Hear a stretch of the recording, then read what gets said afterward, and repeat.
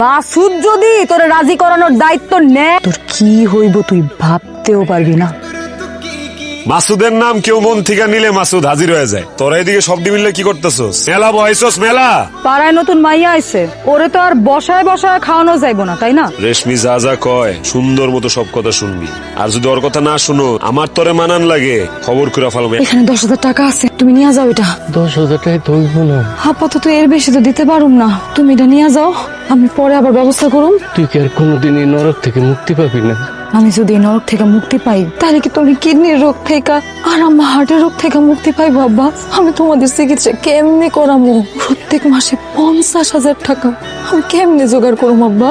তোর এত বড় সাহস, সে আমার অনুমতি ছাড়াই এখান থেকে বাইরে যাস? তোর এত বড় সাহস হয়ে গেছে তুই আমার ক্যাশের থেকে আমার অনুমতি ছাড়া টাকা গেল তোর বাপের টাকা পাঠাস? ভালো ব্যাট তুমি যা সুশ্রী।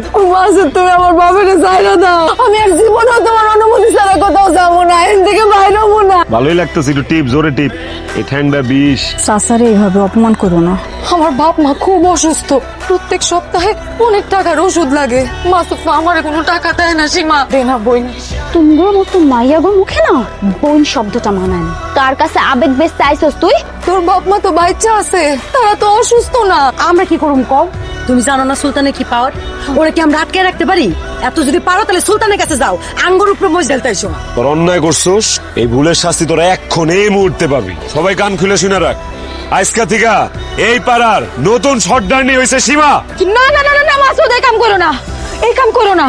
আরে আমি সারা তো এই পাড়া কেউ চালাইতে পারবো না। পারবো কেউ পারবো না, কেউ পারবো না। কে কইছে তোরে? তোর মধ্যে এমন কি আছে যেটা সীমার মধ্যে নাই? এই সীমার আগের সীমা নাই, এই পাড়ার সব সিদ্ধান্ত সীমা লইব। এই সীমা, আজকা থেকে এই পাড়ার নতুন সর্দার নইলি তুই। আজকা থেকে তোর কথা সবাই শুনবো। আগে আমরা দুইজনে এখান থেকে বাইর হবো, তারপর বাকি সব ডিরে বাইর করবো। আমার আস্তানা থেকে পালা যাওয়ার চেষ্টা করো।